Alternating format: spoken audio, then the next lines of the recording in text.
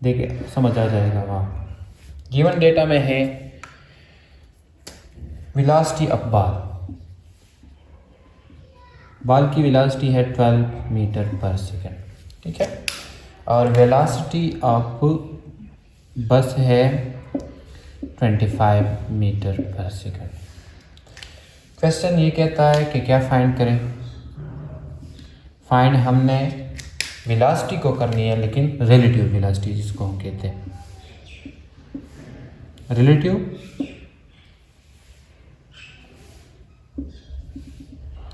Velocity हमने find करनी है। तो ये हो जाएगा सोल्यूशन।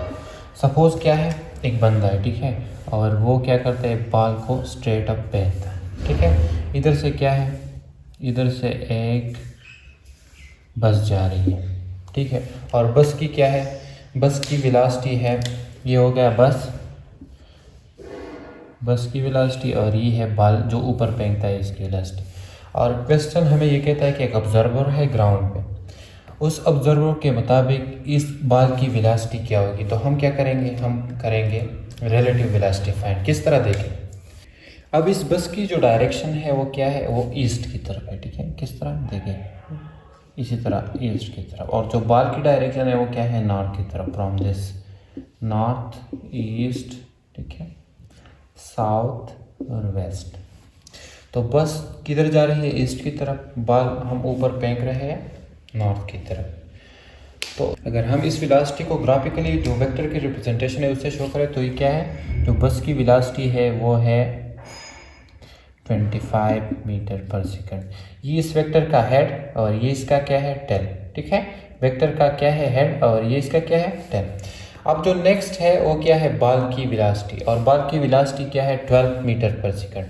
तो उस ग्राफिकली रिप्रेजेंटेशन अब बॉल की जो वेलोसिटी है उसको हम किस तरह लिखेंगे इसके साथ, तो ये हो जाएगा सेकंड वेक्टर का टेल, और ये सेकंड वेक्टर का हेड हो जाएगा, और ये कितना है, 12 मीटर पर सेकंड। ये बॉल की वेलोसिटी, और ये क्या है, बस की वेलोसिटी। अब हमने फाइंड क्या करना है, हमने फाइंड रिलेटिव वेलोसिटी को करना है, और रिलेटिव वेलोसिटी हमारे पास क्या है, रिजल्टेंट वेक्टर, ठीक है। क्या है, ये बस की जो वेलोसिटी की वेक्टर रिप्रेजेंटेशन है, और ये बॉल की वेलोसिटी की वेक्टर रिप्रेजेंटेशन। अब हम क्या फाइंड करेंगे, relative velocity which is resultant velocity, और रिजल्टेंट वेलोसिटी को वेक्टर रिप्रेजेंटेशन हम किस तरह करते हैं कि जो रिजल्टेंट वेक्टर होता है उसका टेल हम फर्स्ट वेक्टर के टेल से मिलाते हैं, और हेड उसका हम लास्ट वेक्टर के हेड से मिलाते हैं, ठीक है। तो ये हो गया रिजल्टेंट वेलोसिटी, और इसको हम कहते हैं रिलेटिव वेलोसिटी। अब फाइंड हम अब इस ट्राइंगल को देखें। ये हमारे पास क्या है, ट्राइंगल, ये है जो वेलोसिटी है बस की, ठीक है, वेक्टर रिप्रेजेंटेशन, ये है बॉल की वेलोसिटी ऑफ वेक्टर और इसकी वेक्टर रिप्रेजेंटेशन, और ये है resultant vector which is relative velocity. इस ट्राइंगल में ये है बेस, ये है परपेंडिकुलर, ये क्या है, हाइपोटेन्यूज। अब हम इसको किस तरह इस रिजल्टेंट वेक्टर को फाइंड करेंगे, तो इसको फाइंड करेंगे फ्रॉम पाइथागोरस थ्योरम। किस तरह, वेलोसिटी जो रिलेटिव है ये बराबर हो जाएगी, इसका स्क्वायर लेंगे, जो बेस है, और ये क्या है, बस की वेलोसिटी, इसका स्क्वायर, और जो बॉल की वेलोसिटी है ये क्या है, परपेंडिकुलर, तो बॉल की वेलोसिटी इसका स्क्वायर, ठीक है। अब हमारे पास जो रिलेटिव वेलोसिटी है स्क्वायर बराबर हो जाएगी, इसकी क्या वैल्यू है, 25 और स्क्वायर, और इसकी वैल्यू है 12 स्क्वायर। अब रिलेटिव वेलोसिटी का स्क्वायर बराबर हो जाएगा, इसका स्क्वायर लेंगे तो ये हो जाएगा 625 प्लस इसका स्क्वायर 144। इन दोनों को अब ऐड करेंगे तो रिलेटिव वेलोसिटी इक्वल हो जाएगी, स्क्वायर इक्वल हो जाएगी किसकी, 769 की, 760, दोनों का स्क्वायर, सॉरी दोनों को ऐड करेंगे तो 769। अब इस स्क्वायर को हटाने के लिए हम क्या लगाएंगे, अंडर द रूट। तो वेलोसिटी जो रिलेटिव है ये अंडर द रूट होगा, और 769 का भी क्या लेंगे, अंडर द रूट। तो स्क्वायर अंडर रूट खत्म, तो रिलेटिव वेलोसिटी बराबर हो जाएगी, इसका अंडर रूट कैलकुलेट करेंगे तो ये इक्वल हो जाएगा 28 मीटर पर सेकेंड। तो ये हो गया रिलेटिव रिजल्टेंट का जो रिलेटिव वेलोसिटी है इसकी वैल्यू। तो मतलब क्या है कि जो ऑब्जर्वर है उसके मुताबिक बाल की वेलोसिटी क्या होगी 28 मीटर पर सेकंड। बाल की वेलोसिटी क्या होगी इस ऑब्जर्वर के मुताबिक 28 मीटर पर सेकंड। अब ये जो दोनों वैल्यू है इससे हम क्या फाइंड कर सकते हैं, इससे हम ये एंगल भी फाइंड कर सकते हैं। ठीक है, एंगल भी हम इससे फाइंड कर सकते हैं और एंगल बराबर होगा किसका, टेंजेंट इनवर्स। ठीक है, perpendicular divide by base, perpendicular divide by base. तो परपेंडिकुलर है 12 और बेस क्या है 25। इसको कैलकुलेट करेंगे तो एंगल भी इक्वल आ जाएगा 25 × 6 डिग्री। तो इससे पाइथागोरस थ्योरम से हम एंगल भी फाइंड कर सकते हैं। तो सो गिवन डेटा में क्या है, फुटबॉल बॉल की वेलोसिटी कितनी है 21 मीटर पर सेकंड।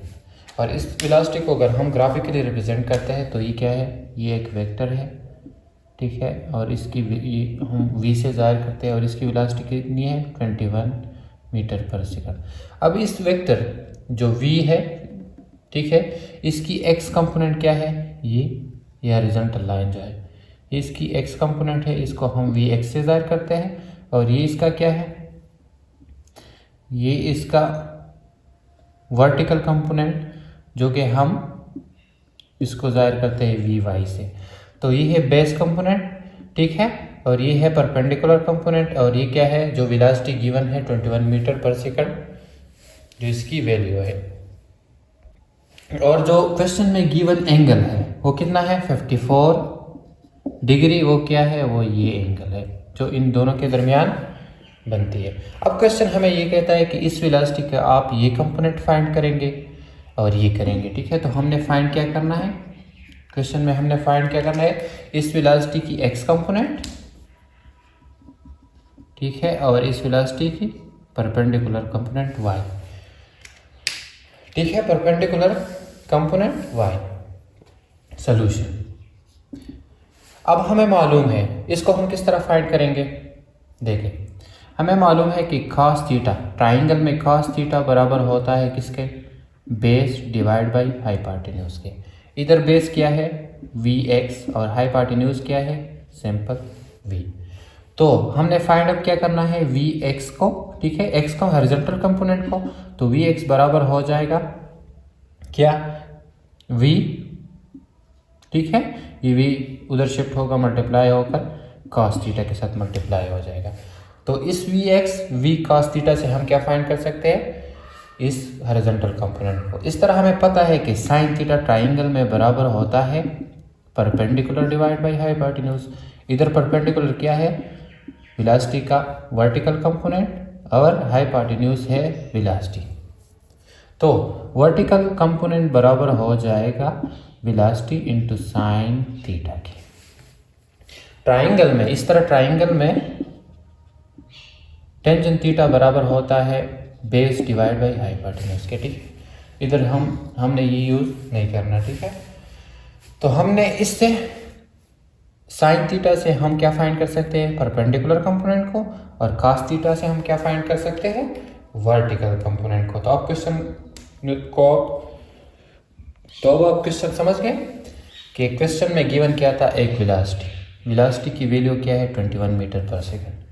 ठीक है, एक गिवन था angle which is 54 degree. Question हमें ये कहता है कि इसमें आप क्या फाइंड करें, वेलोसिटी का हॉरिजॉन्टल कंपोनेंट जो x है और वर्टिकल कंपोनेंट जो क्या है y। अगर आप कार्टेशियन कोऑर्डिनेट सिस्टम को देखें तो इस तरह ये क्या होता है, इधर x पॉजिटिव होता है, इधर x क्या होता है नेगेटिव, इधर y पॉजिटिव और इधर y नेगेटिव होते हैं। इधर हमारे पास जो x की डायरेक्शन है वो क्या है पॉजिटिव, और जो क्वेश्चन में भी गिवन है कि ये क्या है पॉजिटिव। सही है, तो अब हम किस तरह फाइंड कर सकते हैं ये वैल्यू। तो Vx बराबर हो जाएगा, जो हॉरिजॉन्टल कंपोनेंट है V है 21 और cos एंगल क्या है 54। सही है, एंगल क्या है 54। तो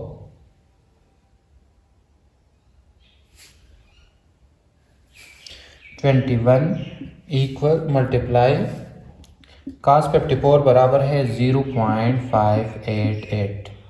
तो ये बराबर हो जाएगा, इन दोनों को मल्टीप्लाई करेंगे तो x कंपोनेंट बराबर हो जाएगा 12 मीटर पर सेकंड के। तो Vx किसकी इक्वल हो गया? 12 मीटर पर सेकंड, ठीक है। देन जो हर परपेंडिकुलर कंपोनेंट है ये बराबर हो जाएगा 21 इंटू साइन 54। अब ये हो जाएगा 21 मल्टीप्लाई साइन 54 बराबर है 0.809 के। तो ये बराबर हो जाएगा 21, दोनों को मल्टीप्लाई करेंगे तो ये इक्वल हो जाएगा 16.99, या इसको राउंड ऑफ करके ये इक्वल हो जाएगा 17 मीटर पर सेकंड। तो क्या हुआ कि इस वेलोसिटी की जो हॉरिजॉन्टल कंपोनेंट है ये इक्वल हो गया 12 मीटर पर सेकंड के, और वर्टिकल कंपोनेंट इक्वल हो गया 17 मीटर पर सेकंड। क्वेश्चन क्या था? न्यूमेरिकल सेकंड में एक तो वेलोसिटी अब फुटबॉल की गिवन थी, वो क्या थी? 21 मीटर पर सेकंड। दूसरा एंगल गिवन था, एंगल कितना था? 54 डिग्री एंगल था। क्वेश्चन ने हमें ये बताया कि आप इस वेलोसिटी की हॉरिजॉन्टल कंपोनेंट फाइंड करेंगे और वर्टिकल कंपोनेंट। तो इस ट्राइंगल से हम क्या कर सकते हैं? सपोज ये हमारे पास वेलोसिटी है जो कि है 21 मीटर पर सेकंड। वेलोसिटी का ये जो वेक्टर है इसको हम कहते हैं हॉरिजॉन्टल कंपोनेंट, और इसको हम क्या कहते हैं? वर्टिकल कंपोनेंट, ठीक है। इसको हम क्या कहते हैं? Vertical component. और ये सारा हमारे पास क्या है? ट्राइंगल में हमें मालूम है कि जो बेस होता है, बेस ये क्या है? ये परपेंडिकुलर, ये क्या है? हाइपोटेन्यूज। अब साइन cos थीटा बराबर होता है बेस डिवाइड बाई हाइपोटेन्यूज के। तो बेस इधर क्या है? इसका हॉरिजॉन्टल कंपोनेंट, और हाइपोटेन्यूज क्या है? इसकी वेलोसिटी। तो हॉरिजॉन्टल कंपोनेंट बराबर हो जाएगा mathematically velocity divide by multiply cos theta के। अब वेलोसिटी भी गिवन है और cos और एंगल भी हमारे पास गिवन है, तो इससे हम फाइंड कर सकते हैं हॉरिजॉन्टल कंपोनेंट। और ट्राइंगल में हमें मालूम है, ये आपने याद रखना है, ठीक है। ट्राइंगल में हमें मालूम है कि साइन थीटा बराबर होता है परपेंडिकुलर डिवाइड बाई हाइपोटेन्यूज के। तो इधर परपेंडिकुलर हमें मालूम है कि वेलोसिटी का वर्टिकल कंपोनेंट के बराबर और हाइपोटेन्यूज वेलोसिटी के। तो वर्टिकल कंपोनेंट बराबर हो जाएगा वेलोसिटी मल्टीप्लाई साइन थीटा के। तो ये भी गिवन है, और साइन एंगल 54। तो इन दोनों को मल्टीप्लाई करके हमारे पास वर्टिकल और हॉरिजॉन्टल कंपोनेंट फाइंड हो जाएगी। न्यूमेरिकल नंबर 3 नंबर न्यूमेरिकल का स्टेटमेंट है A 1.84 kg school bag is hung in the middle of the cloth line, causing it to sag by an angle 3.50. Find the total tension। देखिए, एक क्या है? एक cloth line है। Suppose ये हमारे पास क्या है? एक क्लॉथ लाइन, इसके मिडल से एक बैग लटकाया हुआ है, ठीक है। गिवन डेटा में जो मास है बैग की वो कितनी है? वो है 1.84 kg। और दूसरा थीटा गिवन है। थीटा किस तरह गिवन है? देखिए इधर इस लाइन के साथ जो ये सीधा लाइन है, ये जो क्लॉथ लाइन है ये किसकी वजह से सेग हो गया है? ये इस बैग की वजह से, मतलब झुका हुआ है, ठीक है। ये क्लॉथ लाइन इस बैग की वजन की वजह से क्या हुआ है? झुका। इधर जो एंगल बनती है और इधर जो एंगल बनती है, इन दोनों साइड पे, ये हमारे पास थीटा है 3.50 डिग्री, ठीक है। ये है टेंशन 1 और ये क्या है? टेंशन 2। समझ गए? अब ये इस टेंशन का हॉरिजॉन्टल कंपोनेंट है, और इसको हम अगर नाम देते हैं Tx1, और ये इसका वर्टिकल कंपोनेंट हो गया, और ये क्या हुआ? Ty1, ठीक है। ये इसका हॉरिजॉन्टल कंपोनेंट और ये इसका वर्टिकल कंपोनेंट, और ये क्या है? रिजल्टेंट। इस तरह टेंशन 2 के जो हॉरिजॉन्टल कंपोनेंट है ये है Tx2, और ये जो वर्टिकल कंपोनेंट है ये क्या हुआ? ये हुआ Ty2। समझ गए डायग्राम को? एक क्लॉथ लाइन है, इसके साथ इस बैग की जो मास है वो है 1.84 kg, और इधर जो इस बैग की वजह से ये क्या होगा? ये तार थोड़ा सा झुकेगा, इधर एक एंगल बनेगा, और एक ये बैग क्या है? मिडल पे है, ठीक है। तो ये एंगल और ये एंगल दोनों सेम है, और ये कितना है? थीटा इस क्वेश्चन में गिवन 3.50। क्वेश्चन हमें ये कहता है, देखिए, कि आप क्या करें कि आप टोटल टेंशन फाइंड करें। मतलब टेंशन 1, ये है टेंशन 1 और ये क्या है टेंशन 2। क्वेश्चन हमें टोटल टेंशन फाइंड करें, तो फाइंड हमने क्या करना है टोटल टेंशन को, तो ये हो जाएगा सोल्यूशन। तो सोल्यूशन इक्वेशन सॉल्व करने से पहले हमें क्या फाइंड करना है, बैग की वेट हम किस तरह फाइंड करेंगे फ्रॉम mg। m हमारे पास है 1.84 मल्टीप्लाई जी कितना है 9.8, तो इन दोनों को मल्टीप्लाई करके वेट क्या आएगा, वेट आएगा 18 न्यूटन। 18 न्यूटन मतलब ये है कि मास इसकी 1.84 और वेट क्या हुआ 18 न्यूटन। अब तो इसका मतलब ये है कि टेंशन 1 इक्वल है टेंशन 2 के, और ये टोटल टेंशन है, ये जो T1 टेंशन 1 और टेंशन 2 है ये इक्वल होंगे टोटल टेंशन के। तो हम इधर अप्लाई करेंगे first condition of equilibrium. First condition of equilibrium ये है कि एक बॉडी कब इक्विलिब्रियम में होगी, जब तमाम फोर्सेस हॉरिजॉन्टली क्या होंगे, summation of all forces applied on a body horizontally equal to 0। तो ये हो जाएगा summation of forces on horizontal. X का क्या मतलब, हॉरिजॉन्टली जो फोर्सेस है वो क्या होंगे जब बॉडी इक्विलिब्रियम में, तो 0 के बराबर होंगे। इधर इस बैग पे हॉरिजॉन्टली कितने फोर्सेस अप्लाई है, एक है टेंशन x1 और दूसरा है समेशन लिखते हैं, ठीक है। दूसरा क्या है, ये इस डायरेक्शन में है और ये दोनों क्या है अपोजिट डायरेक्शन में, तो हम इसको किस तरह लिखेंगे माइनस tx2 इक्वल टू 0। ये दोनों फोर्सेस आपस में इक्वल होंगे तो ये 0 के बराबर, मतलब हॉरिजॉन्टली जो फोर्सेस अप्लाइड है उसका समेशन क्या होगा 0। इसी तरह इस बैग पे दो फोर्सेस अप्लाई है हॉरिजॉन्टली, एक है tx1 और दूसरा क्या है टेंशन x2। इसी तरह summation of vertically applied forces on a body equal to 0। तो इस बॉडी पे वर्टिकली कितने फोर्सेस अप्लाई है, एक है देखिए इधर, एक है टेंशन y1 ये, दूसरा है और दोनों क्या है सेम डायरेक्शन में, तो इस दूसरा है टेंशन y2 और तीसरा इस बैग का क्या है वेट, वेट दोनों को क्या है अपोजिट, तो इसको हम लिखेंगे माइनस w इक्वल टू 0। तो ये तीनों फोर्सेस क्या होंगे 0 के बराबर। अब ये देखिए इधर इसको, तो ये इक्वल हो जाएंगे tension y1 plus tension y2 plus minus minus, तो वेट होगा 0। अब नेक्स्ट हम क्या करेंगे, ये ty1 की वैल्यू हम फाइंड करेंगे किस तरह। मैंने आपको इससे पहले भी एक जो न्यूमेरिकल हुआ इसमें आपको बताया कि ट्राइंगल में जो परपेंडिकुलर कंपोनेंट है ये बराबर होगा किसका, साइन थीटा बराबर होता है परपेंडिकुलर डिवाइड बाय हाइपोटेन्यूज। इधर परपेंडिकुलर क्या है ty1 और हाइपोटेन्यूज क्या है t1, ठीक है। तो ty1 बराबर होगा किसका t1 into sine theta, t1 into sine theta, तो ये बराबर हो जाएगा t1 साइन थीटा 1, ठीक है, और ये बराबर हो जाएगा ty2, तो t2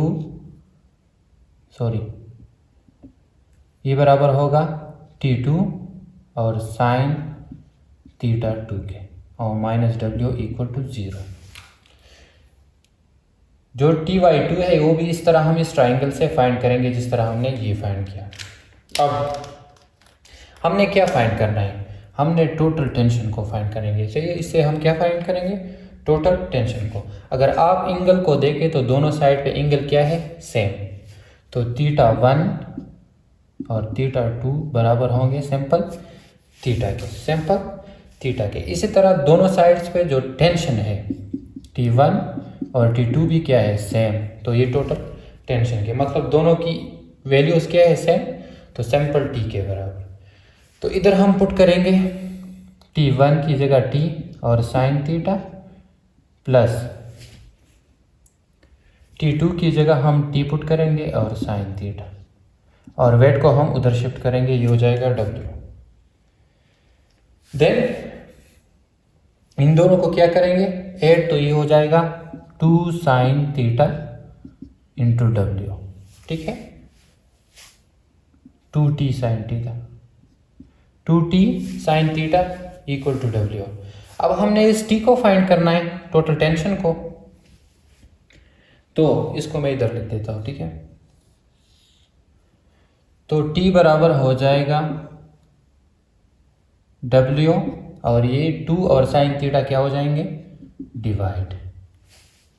सही है। तो टी बराबर होगा, W है 18 2 साइन 3.50 3.50। अब t बराबर हो जाएगा 18 डिवाइड बाई 2, और साइन 3.50 से क्या आएगा, इससे आएगा 0.0 मल्टीप्लाई 0.061, ठीक है। तो आंसर आएगा क्या,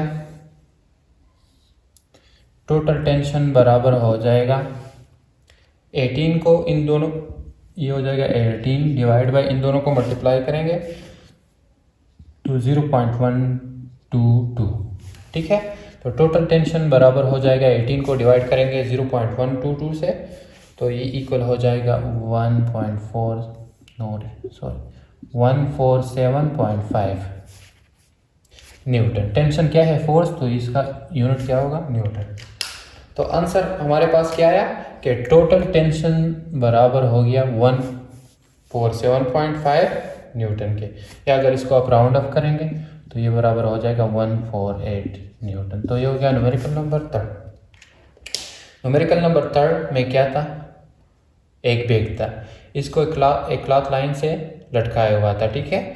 बैग का जो मास था वो गिवन था, और दोनों साइड पे एंगल गिवन थे। ये इस टेंशन का जो हॉरिजॉन्टल कंपोनेंट है, ये वर्टिकल कंपोनेंट है, ये इस टेंशन का हॉरिजॉन्टल कंपोनेंट और इसका वर्टिकल कंपोनेंट, सही है। तो इससे हमने टोटल टेंशन को फाइंड कर दिया।